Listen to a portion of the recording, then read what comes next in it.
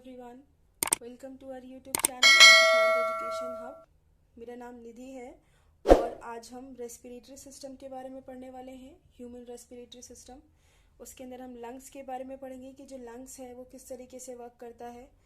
तो आपको ये जो वीडियो है ये पूरी एंड तक देखनी है, क्योंकि मैं इसके बाद में आपको ये भी बताऊंगी कि किस टाइप के क्वेश्चंस इसके अंदर पूछे जाते हैं, कौन सा जो पार्ट है इसमें ज़्यादा इम्पॉर्टेंट है। तो वीडियो को एंड तक देखें और जिन्होंने हमारे टेलीग्राम चैनल को फॉलो नहीं किया है वो प्लीज़ चैनल को फॉलो कर लें। इसका लिंक आपको डिस्क्रिप्शन में मिल जाएगा, ठीक है। तो चलिए स्टार्ट करते हैं टॉपिक। तो हम सबसे पहले देखते हैं लंग्स किस तरीके से वर्क करता है। आपको पता है कि जो ह्यूमन होते हैं और जो ह्यूमंस हैं उनके उनके पास जो लंग्स होता है, आप हमें पता है कि जो रेस्पिरेटरी सिस्टम है उसमें बेसिकली हम किस चीज़ के बारे में बात करते हैं, लंग्स के बारे में बात करते हैं। किसके बारे में बात करते हैं? लंग्स के बारे में। तो लंग्स जो होता है वो पेयर में प्रेजेंट होता है, हमें ये भी पता है। यानी कि लंग जो होता है वो एक इस तरफ होता है और एक इस तरफ, ठीक है।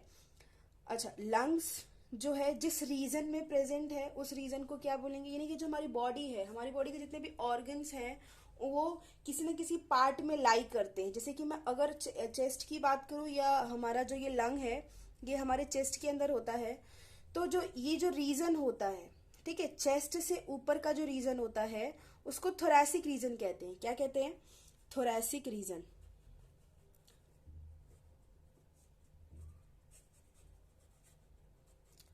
थोरैसिक रीजन में क्या होता है? हमारा जो ये लंग है वो प्रेजेंट है। फिर अब चेस्ट से नीचे आ जाए, हमारे वेस्ट तक जो है हमारा रीजन जो होता है एब्डोमेन रीजन होता है। फिर उसके नीचे वेस्ट से नीचे हमारा पेल्विक रीजन आता है। ये बात हमें पता है। तो जो हमारा बेसिकली लंग है वो कहाँ पर है? थोरैसिक रीजन में है, ठीक है। अब देखिए, जो हमारा लंग होता है वो पेयर में प्रेजेंट होता है। वन पेयर, कितने? वन पेयर में प्रेजेंट होता है, मतलब दो होते हैं, ठीक है। अब देखिए, इसके साथ साथ मैं आपको ये बताऊंगी कि जो लंग होता है हमारा हमारा जो लेफ्ट लंग होता है as compare to right lung, वो क्या होता है? छोटा होता है। क्योंकि देखिए, लेफ्ट लंग, मैं क्या बोल रही हूँ कि जो हमारा लेफ्ट वाला लंग होता है वो हमारे राइट वाले लंग से छोटा होता है। क्यों? क्योंकि देखिए, जहां पर हमारा लेफ्ट वाला हमें पता है कि जो हमारे जो हार्ट है, हार्ट कहाँ पर होता है? वो भी थोरैसिक रीजन में ही होता है। जो हमारे लंग्स होते हैं उसी के पास होता है। तो हमारे जो लेफ्ट वाला लंग होता है ना, उसके पास क्या होता है? हमारा उसके नीचे वाले पोर्शन में हमारा हार्ट प्रेजेंट होता है। इसीलिए थोड़ा स्पेस जो है ये हार्ट कवर कर लेता है, जिसकी वजह से जो लेफ्ट वाला लंग है उसका साइज छोटा होता है और राइट वाले लंग का साइज क्या होता है? बड़ा होता है, ठीक है। ये बात क्लियर हो गई। अब चलिए स्टार्ट करते हैं कि किस तरीके से हम इनहेल करते हैं और किस तरीके से हम एक्सहेल करते हैं, यानी कि इंस्पायरेशन और एक्सपायरेशन का प्रोसेस देखते हैं। तो चलिए स्टार्ट करते हैं। हमें पता है कि सबसे पहले हम जो एयर है उसको इनहेल करते हैं, ठीक है। हम एक्चुअली में इनहेल एयर को कर रहे हैं, बट ये बात अलग है कि हमारी बॉडी जो है उसमें से O2 और CO2 का यूज करेगी, ठीक है। तो चलिए देखते हैं। नोज जो है, नोज, हमारे नोज में क्या होते हैं? दो छेद होते हैं जिसको नॉस्ट्रिल बोला जाता है। तो हमारे नोज से, ये देखिए मैंने लिखा है नॉस्ट्रिल, तो नोज से हम क्या करते हैं? एयर इनहेल करते हैं। फिर नॉस्ट्रिल से आगे जाते हैं तो हम जो जगह आती है उसको बोलते हैं नजल पैसेज, जहां से एयर जो है पास होगा। ये बात समझ आ रही है? अब एयर पास आउट हो गया तो अब उसके जो नीचे वाला रीजन आता है फेरिंग्स, इस चीज को समझना है कि फेरिंग्स कौन से रीजन को बोलते हैं। पहली बात कि आप अगर कहीं भी बुक से पढ़ रहे हैं या किसी भी दूसरे जगह से आप पढ़ रहे हैं तो वहां पर देखिए, फेरिंग्स जो होता है ये कोई ऑर्गन नहीं है, ठीक है। जैसे कि यहाँ पर नॉस्ट्रिल की बात करूंगी, किया मैंने, और अभी और आगे जो पार्ट्स हैं उनके बारे में बात करेंगे। तो जो फेरिंग्स है ये कोई ऑर्गन नहीं है, ये एक रीजन को बोला गया है, ठीक है। तो नजल पैसेज के बाद देखिए, जो हमारा नोज और जो माउथ की जो जॉइनिंग पॉइंट होती है, ठीक है, उसको क्या बोलते हैं? फेरिंग्स बोलते हैं। अब फेरिंग्स को भी तीन पार्ट में डिवाइड किया गया, नोजोफेरिंग्स, ओरोफेरिंग्स, लैरिंगोफेरिंग्स, ठीक है। अब देखिए, फेरिंग्स के नीचे जब हम आते हैं तो एयर जो है नजल पैसेज से पास आउट हो करके फेरिंग्स तक आ चुका है। अब ये कहाँ आएगा? लैरिंग्स में। ये जो हमारा है ये विंड पाइप है। अब जो हम यहाँ पर नीचे इस तरीके से आ रहे हैं, ठीक है, विंड पाइप। तो देखिए, अब यहां से हमारा लैरिंग्स लैरिंग्स से होता हुआ एयर हमारे विंड पाइप में आ चुका है, और हमारे विंड पाइप का नाम क्या है? ट्रैकिया। ठीक है, तो अब जो हमारा एयर है वो ट्रैकिया में आ चुका है। उसके बाद जो ये मेन जो हमारी ये विंड पाइप है, अब ये दो पार्ट में डिवाइड हो जाती है, एक राइट लंग में जाती है और एक लेफ्ट लंग में जाती है। इतनी बात समझ आ रही है? अब राइट लंग और लेफ्ट लंग में जब ये हमारे ट्रैकिया डिवाइड होगी तो इनको क्या बोलेंगे? ब्रोंकस बोलेंगे, या ब्रोंकाई भी कह सकते हैं। ठीक है, तो अब जो ट्रैकिया है वो दो ब्रोंकाई में डिवाइड हो चुका है। ये ब्रोंकाई जो होते हैं, अब ये छोटे छोटे ब्रोंक्यूल्स में डिवाइड होते हैं। किस में डिवाइड होते हैं? छोटे छोटे ब्रोंक्यूल्स में। अब ये छोटे छोटे ब्रोंक्यूल्स में डिवाइड होने के बाद एट द एंड इनकी ये जो है बहुत सारे एल्वियोली यानी कि एयर सैक, इससे क्या होते हैं? ये जॉइंट हो जाते हैं। दोनों लंग में इसी तरीके का प्रोसेस होता है। ये बात समझ आ रही है? जैसे मैं आपको यहाँ पर समझाऊं कि जो ये हमारा ब्रोंकस है, ब्रोंकस जो है यहाँ पर प्राइमरी ब्रोंकस, इसको बोलेंगे प्राइमरी ब्रोंकस। अब ये सेकेंडरी ब्रोंकस में डिवाइड हुआ। सेकेंडरी ब्रोंकस के बाद ये किस में डिवाइड हो गया? ब्रोंक्यूल्स में डिवाइड हो गया। और ब्रोंक्यूल में डिवाइड होने के बाद ये किससे ज्वाइन कर रहा है? एल्वियोली से ज्वाइन कर रहा है। ठीक है, तो इस तरीके से अब जो एयर है वो हमारे एल्वियोली में आ चुका है। अब हमें पता है कि जो एल्वियोली होती है हमारी, उसके नीचे ना कुछ ब्लड वेसल्स होते हैं। हमें पता है कि हमारी बॉडी में जो O2 को कैरी करने का काम जो है वो कौन करता है? HB, हीमोग्लोबिन करता है। हीमोग्लोबिन कहाँ होता है? ब्लड के अंदर, आरबीसी के पास। तो यहाँ पर कुछ ब्लड कैपिलरीज होती है जिनके पास आरबीसी होता है, तो यहीं से गैसियस एक्सचेंज होता है एल्वियोली से। ये बात समझ आ रही है आपको? तो इस तरीके से हमारा क्या होता है, जो एयर है उसका फ्लो होता है। ठीक है, अब देखिए समझने के बाद एक चीज समझिए कि यहाँ से, इस जगह से इंपॉर्टेंट क्वेश्चन क्या पूछते हैं? यहाँ से इंपॉर्टेंट क्वेश्चन ये पूछते हैं कि ह्यूमन के अंदर जो लंग होता है वो कितने पेयर में प्रेजेंट होता है। ठीक है, वहां पर एक क्वेश्चन दे देंगे, एक 1 पेयर में प्रेजेंट होता है, नंबर 2 नंबर में प्रेजेंट होता है, 4 3। ठीक है, ऐसे कुछ भी ऑप्शन दे देंगे। तो अगर 1 पेयर लिखा है तो आपको 1 पेयर पे क्लिक करना है। ठीक है, 1 पेयर का मतलब कितना होता है? 2। ये बात समझ आ रही है आपको? तो यहां से ये पूछते हैं। उसके बाद एयर सैक की बात करूं मैं तो एल्वियोली, देखिए जो लास्ट में हमारा एयर है वो कहां पर आकर के आके रुक रहा है? एल्वियोली में। तो एल्वियोली को क्या बोलते हैं? एयर सैक भी बोलते हैं। एयर सैक क्यों बोल रहे हैं इसको? क्योंकि इसमें एयर आकर के स्टोर होता है। परमानेंट नहीं होता है, टेम्पररी स्टोर होता है, लेकिन स्टोर होता है यहाँ पे। ठीक है, उसके बाद यहाँ से गैसेस एक्सचेंज होते हैं।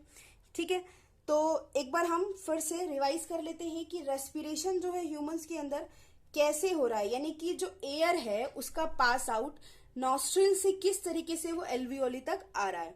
ठीक है, तो इसको फ्लो चार्ट से समझेंगे हम लोग। तो एक बार इंस्पायरेशन और एक्सपायरेशन का फ्लो देख लेते हैं किस तरीके से होता है। ठीक है, कभी कभी ये भी अरेंज करने के लिए आ जाता है। ठीक है, तो देखिए पहले जो है एयर है वो नॉस्ट्रिल से एंटर करता है। नॉस्ट्रिल से एंटर करने के बाद नजल चैम्बर में जाता है। नॉस्ट्रिल और नजल चैम्बर के बारे में बता चुकी हूँ। नॉस्ट्रिल जो होता है वो क्या होता है? जो नोज के 2 ओपनिंग्स होते हैं उनको क्या बोलते हैं? नोस्ट्रिल बोलते हैं। अब नोस्ट्रिल से ओपनिंग से अंदर जाने के बाद जो 2 रूम है, रूम की तरह जो डिवाइडेड है सेंटर से, उन दोनों को चैम्बर्स बोलते हैं, नजल चैम्बर। ठीक है, नजल चैम्बर के बाद अब देखिए एयर जो है वो कहाँ जाता है? फेरिंग्स में जाता है, जहां पर माउथ और नोज की ओपनिंग मिलती है। ठीक है, अब देखिए उसके बाद एयर जो है फेरिंग्स से होता हुआ लैरिंग्स के पास, और उसके बाद लैरिंग्स से होता हुआ ट्रैकिया, यानी कि हमारे विंड पाइप में एयर आ चुकी है। ठीक है, अब विंड पाइप में जैसे ही वो आती है तो फिर वो प्राइमरी ब्रोंकस में, जैसे कि मैंने दिखाया था वहां पर कि 2 पार्ट में वो डिवाइड हो गया था दोनों लंग्स में। तो प्राइमरी ब्रोंकस से सेकेंडरी ब्रोंकस से आप टर्शरी ब्रोंकस भी ले सकते हैं, क्योंकि जितने डिविजन होंगे उतने हम उसको बोलेंगे। तो टर्शरी ब्रोंकस, फिर ब्रोंकियोल, और फिर ब्रोंकियोल के बाद वो एल्वियोलर डक्ट में जाते हैं जो कि एल्वियोली से अटैच होता है। ठीक है, उसके बाद एल्वियोली में जाता है। इतनी बात समझ आ रही है? अब ये जो एयर का फ्लो है इस तरीके से एल्वियोली तक आया। अब एल्वियोली के नीचे क्या होती है? ब्लड वेसल्स होती है, जिसके बारे में मैंने बताया। अब ब्लड के अंदर हीमोग्लोबिन होता है जो कि ऑक्सीजन को कैरी करता है। तो वहां से क्या होता है? गैसियस एक्सचेंज होता है एल्वियोली से। तो यहाँ पर क्या होता है कि O2 जो है, एयर में जितना O2 होगा उसको हमारी बॉडी यूज कर लेगी, और बदले में जो CO2 वो ब्लड वेसल्स लेकर आई होंगी वो CO2 यहाँ पर रिलीज कर देती है। तो फिर CO2 जो है अब एल्वियोली से किस तरीके से नॉस्ट्रिल तक बाहर निकलेगा, अगेन उसी तरीके से जिस तरीके से एयर अंदर आया था, ठीक है। तो ये एल्वियोली जो है, एल्वियोली से CO2 एल्वियोलर डक्ट में जाएगा, then bronchiole, tertiary bronchus, secondary bronchus, primary bronchus, फिर trachea, larynx, pharynx, nasal chamber and nostril, ठीक है। तो इस तरीके से जो एयर का फ्लो होता है इंस्पायरेशन में और एक्सपायरेशन में, ठीक है। अब एक क्वेश्चन के बारे में बात करते हैं कि क्वेश्चन जो है वो क्या पूछा गया है। इसमें क्वेश्चन एक बार ये पूछा गया था कि जैसे कि कोई अगर प्लेयर है, वो कोई क्रिकेट खेल रहा है, ठीक है, और अचानक से उसकी लेग्स में क्या आ जाए, क्रैम्प्स आने लगे। क्रैम्प समझ आ रहा है आपको, क्रैम्प्स आने लगे, तो उस समय आपको क्या लगता है कि क्या हुआ होगा उसकी बॉडी के अंदर, ठीक है। देखिए इस क्वेश्चन को इस तरीके से भी पूछा जा सकता है कि कोई एथलीट है या कोई जिम गाय है, वो हैवी एक्सरसाइज करते वक्त उसकी बॉडी में किसी भी पार्ट में क्रैम्प आ जाए, तो उस कंडीशन में उसको क्या हुआ होगा, है ना। ये हमें इसका आंसर बताना है कि उस कंडीशन में उसको क्या हुआ होगा। तो देखिए ये हमें पता है कि जब भी हम हैवी एक्सरसाइज करते हैं या कुछ भी ऐसा काम करते हैं जिससे हमारे मसल्स जो है, मतलब हम उसमें हमें ज्यादा जल्दी इंस्पायरेशन की जरूरत पड़ती है, जल्दी एयर इनहेल करने की जरूरत पड़ती है, ठीक है। तो उस कंडीशन में क्या होता है, जहां पर हमारे मसल्स होते हैं और मसल्स के अंदर जो हमारे टिश्यूज होते हैं उनको प्रॉपर O2 नहीं मिल पाता है, उनको प्रॉपर ऑक्सीजन नहीं मिल पाता है, जिसकी वजह से वहां पर क्या बनने लगता है, एसिड बनने लगता है। कौन सा एसिड बनने लगता है, लैक्टिक एसिड बनने लगता है, ठीक है। तो ये क्वेश्चन पूछा जाता है कि कौन सा एसिड बनता है। फिर क्वेश्चन जैसे मैंने आपको बताया था कि अगर किसी को ऐसे हैवी एक्सरसाइज या क्रिकेट के कोई भी गेम खेलते वक्त बॉडी में कहीं भी पार्ट में लेग्स में क्रैम्प आते हैं, तो उस कंडीशन में उसको क्या हुआ होगा तो हमें बताना होता है। तो उस कंडीशन में देखिए हमारी बॉडी को प्रॉपर CO2 नहीं, प्रॉपर O2 नहीं मिल रहा है, इसका मतलब टू नहीं मिल पा रहा है, इसका मतलब ये है कि बॉडी में या जो हमारे मसल्स है वहां पर CO2 का लेवल बढ़ रहा है, तो वहां पर जो रेस्पिरेशन है वो एनएरोबिक रेस्पिरेशन हो रहा है। ये बात समझ आ रही है आपको। तो एनएरोबिक रेस्पिरेशन की प्रेजेंस में वहां पर लैक्टिक एसिड का फॉर्मेशन होने लगता है। तो इसका आंसर जो होगा उसमें हम क्या क्या बोलेंगे, anaerobic respiration leading to production of acid, ठीक है। तो इस टाइप के क्वेश्चंस पूछे जाते हैं। होप आपको ये चीजें अच्छी तरीके से क्लियर हो गई होंगी। अगर आपको इस टॉपिक में कोई भी डाउट है या कोई क्वेश्चन आप पूछना चाहते हैं तो प्लीज कमेंट करके बताइए। Thank you for watching our video.